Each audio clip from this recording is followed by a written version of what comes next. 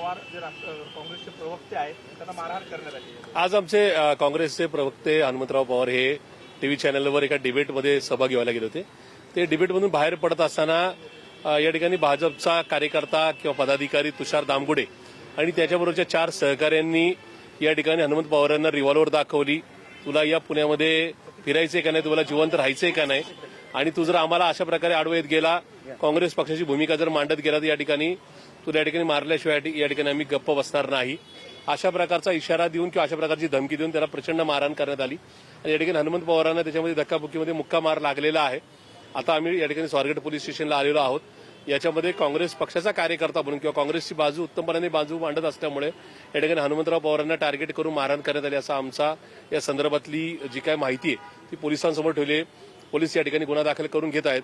पण या ठिकाणी पुण्याची राजकीय संस्कृती बिघडतीये, कुठेतरी या ठिकाणी धार्मिकतेचं नका उदात्तीकरण करत असताना किंवा धार्मिक दहशतवाद वाढवत असताना विरोधी पक्षाच्या कार्यकर्त्यांना किंवा विचारधारेच्या कार्यकर्त्यांना मारहाण केली जात आहे किंवा टार्गेट केले जात आहे असा आमचा थेट आरोप आहे। दादा, त्यांच्याकडे जी पिस्टल होती ती परवानधारक आहे का किंवा या पिस्टलचा वापर ते कशासाठी करणार होते?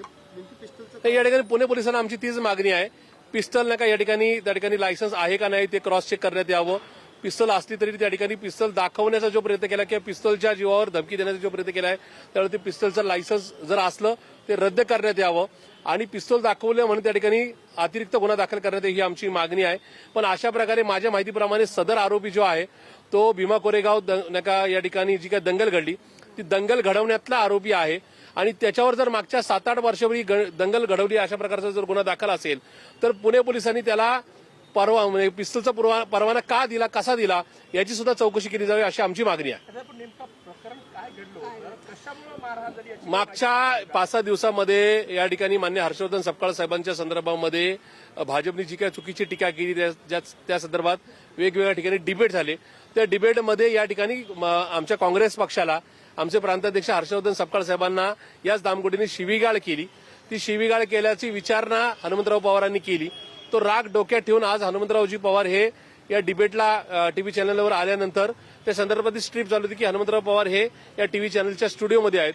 ती माहिती घेऊन त्या ठिकाणी गुंड बोलवण्यात आली आणि ती मारहाण करण्यात आली। म्हणजे कुठेतरी आम्ही आमच्या पक्षाची भूमिका मांडायचीच नाही, राज्यात देशामध्ये जे काही चुकीचं होते त्या संदर्भामध्ये कुठल्या प्रकारची मांडणी करायची नाही, अशा प्रकारचा भाजपचा हा डाव आहे असा आमचा थेट आरोप आहे। दामगुडे जो आहे तो भाजपचा कार्यकर्ता असल्याचं दुसऱ्या बाजूने सांगितलं जात आहे। त्याचे फोटो आणि त्यांचं जे घर आहे त्या ठिकाणी अनेक मंत्री भाजपचे जे आहेत ते गेलेलं दिसत आहे। आता बघा, परराष्ट्र मंत्री जयशंकर असतील किंवा अर्थमंत्री निर्मला सीतारामन असतील, भाजपचे सगळेच मोठ्या मोठ्या दिग्गजांबरोबर या ठिकाणी हनुमंतराव पवारांनी त्यांना जी मारहाण केली त्याच्यामधला आरोपी तुषार दामगुडेचे फोटो आहेत।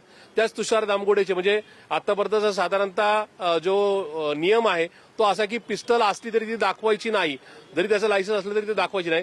इथं हनुमंत पवारांना मारहाण करणारा जो आरोपी दामगुडे आहे त्याचे इन्शर्ट केल्यानंतर पिस्तूल दाखवून त्या ठिकाणी स्टेटस ठेवलेले सगळे मीडियावरचे किंवा सोशल प्लॅटफॉर्मवरचे फोटोग्राफ किंवा व्हिडिओज आहेत, त्या संदर्भात सुद्धा पुणे पोलिसांनी खुलासा करण्याची गरज आहे।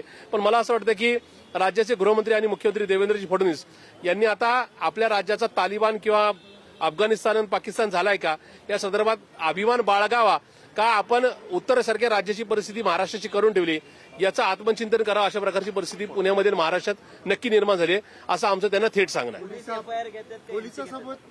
का पुणे पोलिसांनी आता या ठिकाणी एफआयआर घेतलेली आहे, एफआयआर आता या ठिकाणी रजिस्टर झालेली आहे।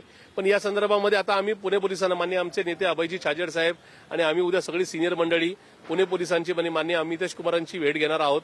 त्यांनी आम्हाला उद्या सकाळची 12 वाजताची वेळ दिली।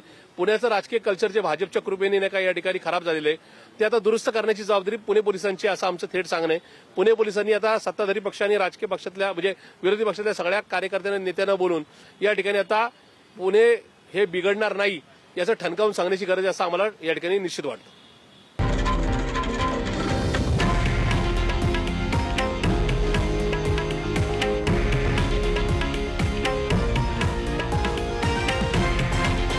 हे आहे देशातील नंबर 1 न्यूज नेटवर्क आणि आपण पाहत आहात TV9 मराठी, एकमेव।